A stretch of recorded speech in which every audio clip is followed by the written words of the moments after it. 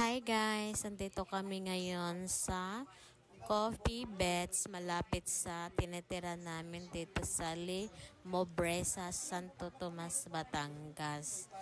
So pumunta kami dito dahil daw sabi ng kapatid ko maganda daw dito. Yes, totoo naman, maganda dito. Tapos, malakas yung hangin dahil nga maraming puno dito at lalong-lalo na sa mga food. Super yummy, no? Nakikita nyo? Yung in-order ko pala is chicken pasta.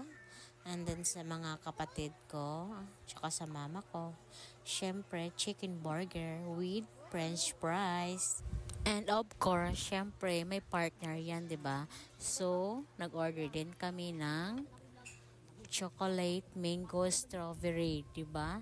Yan yung drinks namin, partners sa mga in-order namin.